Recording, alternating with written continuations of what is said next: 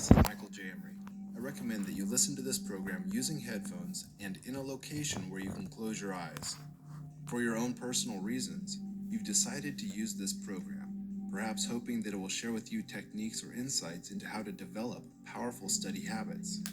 It will, but beyond this, it is going to install a growing sense of self-awareness and curiosity about the future possibilities awaiting you. It could be that up until now, you've not been receiving the grades that you desire, or the grades that someone else has told you you have to receive. On the other hand, it could be that your grades are exactly what you want, and what you've been searching for is a means to accelerate and amplify your capacity for learning new material. Obviously, I don't know you, so I won't assume what your motivations are. But that aside, I do know that what you're going to experience will shift what you pay attention to now and into the future. What I want to make clear for you from the very beginning is that regardless of your age, you could be a university student, a high school student, a grade school student, or even someone who just wants to learn more at any age. There is a subtle distinction that will make your capacity for learning much greater. This is the orientation of your motivation. If your motivation is external, and by this I mean that someone or something outside of your body demands or intends that you learn the material, you might find that either immediately or over time, it takes a great deal of energy to keep up with that external sense of motivation. I realize that in many instances, you cannot get away from that, whether it's the wishes of your parents, competition with peers, or standards set by a certain institution. Regardless, it is my belief, and you don't have to agree with me, that when you connect with an internal sense of motivation, you may unsurprisingly find that learning occurs naturally and effortlessly because you are doing it for your own reasons. Approximately 400 years ago, a man by the name of Sir Francis Bacon once stated that knowledge is power. And I want you to keep in mind, realizing now, that at some point in the not too distant future, your formal studies will most likely end. However, you will always continue learning because regardless of what you do in life, you can't help but learn. In this program, you're going to experience how to create effective study habits. And as you're learning now about learning, I want you to consider that your brain is constantly doing many things at once. Perhaps you've heard this referred to as multitasking. What you might find as a lifelong learner is that it can be very effective to see and grasp big picture concepts so that when you're dealing with the minute details, all the pieces fit into place. And I don't know if you've ever had this experience before, but my belief is that learning is a full body process. Like I've said earlier, you're free to disagree. And as with all things, I expect you to test what I say for yourself. Then decide if it's true or not for you. There is a physiology associated with learning. This means that you are being swept away in the process of learning. Your body is designed to hold the most conducive postures and states depending upon the type of learning experience. Some don't utilize a deep state of fixation in which all external distractions fade away, and you become completely fixated upon what you are learning next. Everything that affects your physiology affects your capacity to learn. This means that your thoughts, the level of stress or distress you're experiencing, your nutrition, exercise, rest and relaxation, all factor in to your ability to learn. You may have already realized that your mind is an associative searcher, constantly sorting for patterns, similarities, and for some people, differences. On one level or another, you are expecting. As a result, just like a few seconds ago, your mind is always attempting to make sense of, label, and categorize an experience. As you continue to use this program and the other resources I've developed for you, you'll quickly realize that all of our experiences are based upon a scope and category. The scope indicates the extent of an experience in time and or space. For example, when somebody asks when or how long, they're asking for a specific scope of time. Scope can also be analog and digital. An example of analog would be turning up the volume of a stereo, noticing that the sound gradually or quickly increases in volume depending upon how the control is operated. On the other hand, digital indicates that something is either on or off, or set at an exact amount. So you can gradually turn up the volume, or you could simply just increase it to the level 5 on the controls. A category is a grouping of sensory-based experiences using a set of criteria for how they are similar. In case you're not fully understanding this and how it is completely relevant to your study habits, I want you to understand that all of your experiences include both a scope and a category. As you are learning, you'll find that your ability to mentally categorize experiences and define them by their scope will greatly enhance your capacity to learn new material through association. So if you had to create a visual representation or a picture of what I'm talking about, you could organize it like this. Category goes up and down in space. And scope goes left to right in space. As you go up the category, the content becomes much more general, and as you go down the category, it becomes much more specific. Beginning now, one of the experiences that you can have absolute control over is your ability to visualize. And starting now, you're learning how to do this. I want you to imagine a book. It doesn't matter what shape it has or its title, just a book. Now, assuming that your eyes are already closed, imagine a square, and you may see this vividly in your mind's eye, or you might just know that it's there.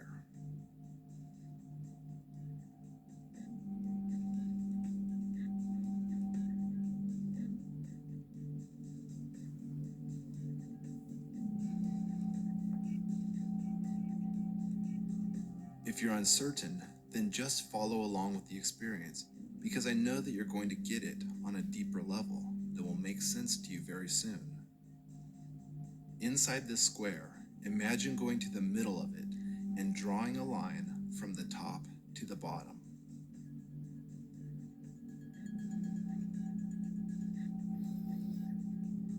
Now go to the left side of the square and go halfway up the height of the square.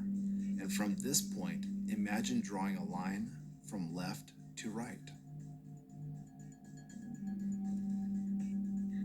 Now on this imaginary square that you created in your mind, you have two intersecting lines. One from top to bottom, the other from left to right. The line that runs from top to bottom is the category. The line that runs from left to right is the scope. Remember just a moment ago, you were imagining a book? Let's categorize this book. So go to the very top of the line that runs from top to bottom. And in a general sense, a book is information. It is an object. It possibly holds knowledge within it. It could be something that is printed, or it could just as easily be electronic. Now go down to the very bottom of the category, where it becomes very specific. Notice what sort of book came to mind for you.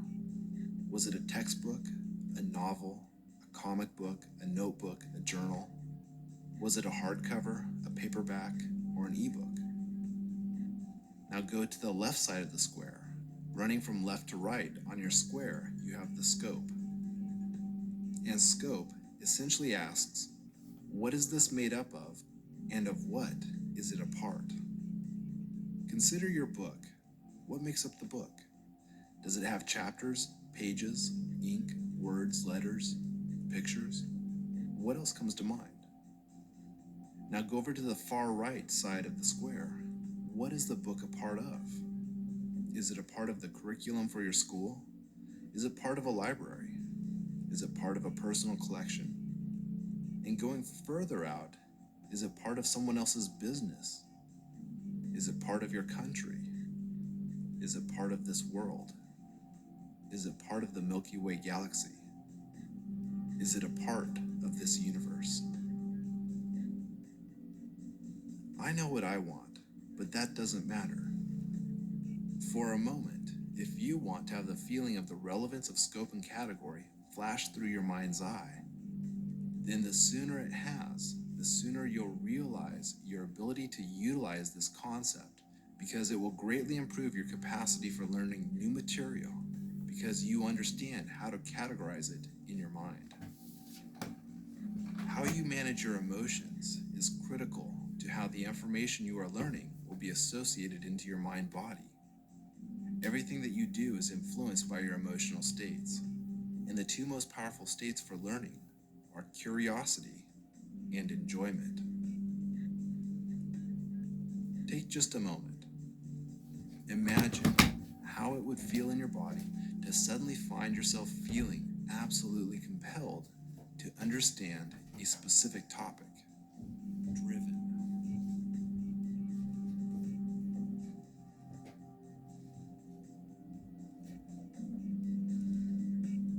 What that topic is doesn't really matter. It could be anything from accounting to a foreign language to quantum physics. What is of importance right now is finding this feeling of curiosity in your body. Or, if you're not, then imagine what it might be like to find this feeling of curiosity in your body now.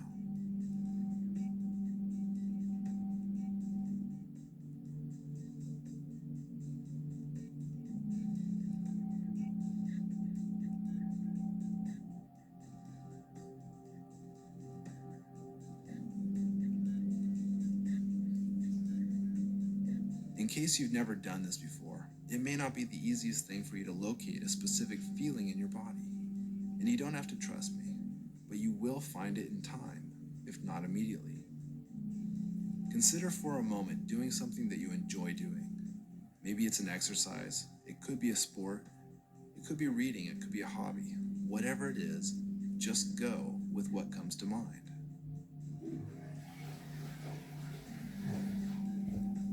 Somewhere along the line, it had to begin with a little bit of curiosity that eventually turned into action, which led to enjoyment.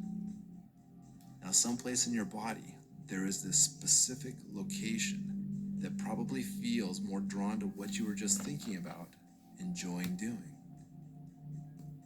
And if you're not certain, just guess, knowing that the more you practice it, the more certainty you will have about its effectiveness. Now, this specific place in your body feels drawn towards doing the things you enjoy doing. I want you to put a dial over this location on your body. You can turn it up or you can turn it down. What this dial does is it increases the intensity of this sensation, being drawn toward what you enjoy doing magnetically. So the more you imagine turning up this dial, the more intense the feelings of being drawn toward the thing you enjoy become. Now I want you to try this 3 times, but notice how each time you can turn up the dial a little bit more and increase the intensity. And remember, in the back of your mind, what you put into this exercise is what you're going to get out of it. So go ahead and turn up the dial just a little bit while noticing what changes in your body.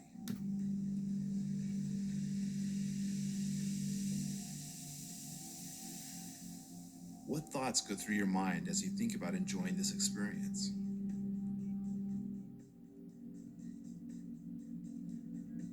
Perhaps you may notice the sounds become more intense, the colors are brighter, movement increases, or something entirely different and unique for you. And do it again.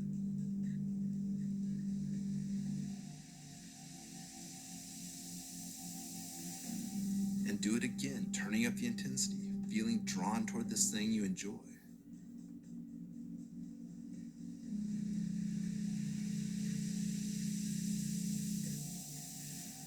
I want you to focus on the feeling of curiosity in your body, something you want to know more about, but you can't quite figure it out. It's got you captivated, fixated about what it might be, but the moment you think you've got it, you realize there's a little more to figure out.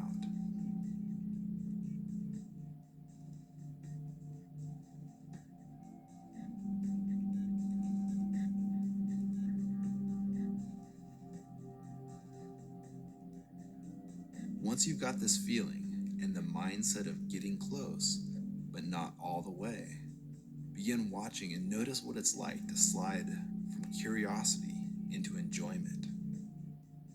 This time, in your body, feel yourself shift internally from curiosity to enjoyment.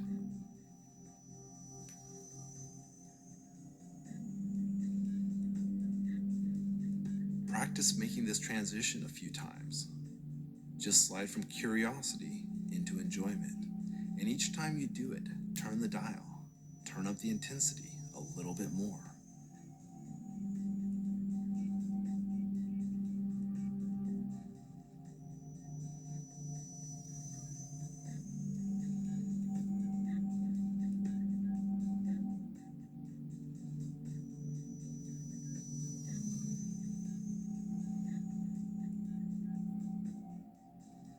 Now in front of you, I want you to put your homework and the topics that you're going to learn within a picture frame.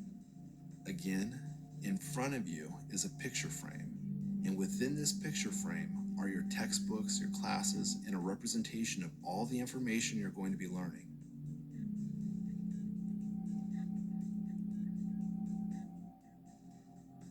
Now what you want to do is slide from curiosity into enjoyment as you're looking at this, and then immediately find yourself flying into the picture frame where you can see yourself in the process of studying now, enjoying it, completely fixated, as you're learning from a position of absolute curiosity.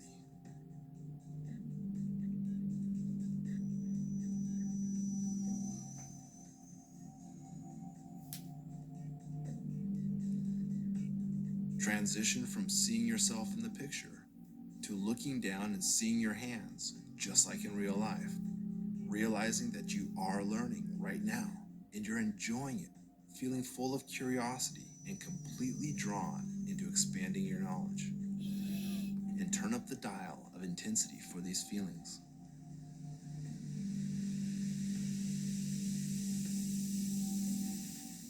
This time, we're going to bring all the pieces together as you create your own powerful study habit strategy. Feel yourself slide from curiosity into enjoyment. And fly into the picture frame that holds all of the information that you're learning.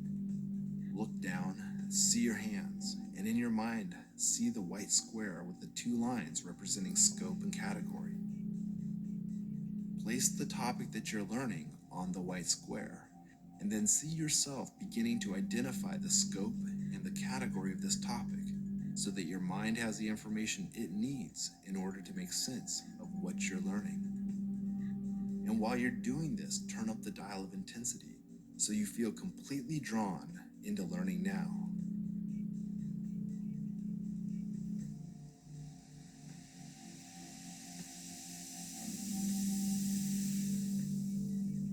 Let's repeat this process 2 more times. Feel yourself slide from curiosity into enjoyment and fly into the picture frame that holds all of the information that you are learning. Look down and see your hands, and in your mind, see the white square with the 2 lines representing scope and category.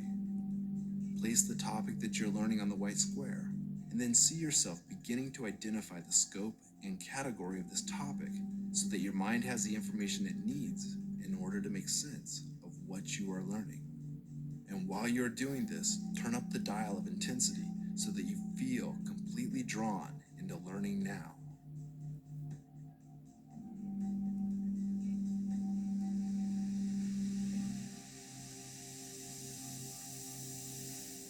And again, as this learning experience permanently integrates itself into your future study habits, feel yourself slide from curiosity into enjoyment and fly into the picture frame that holds all of the information you are learning. Look down and see your hands, and in your mind, see the white square with the two lines representing scope and category. Place the topic that you're learning on the white square, and then see yourself beginning to identify the scope and category of this topic so that your mind has the information it needs in order to make sense of what you are learning. And while you're doing this, turn up the dial of intensity so that you feel completely drawn into learning now.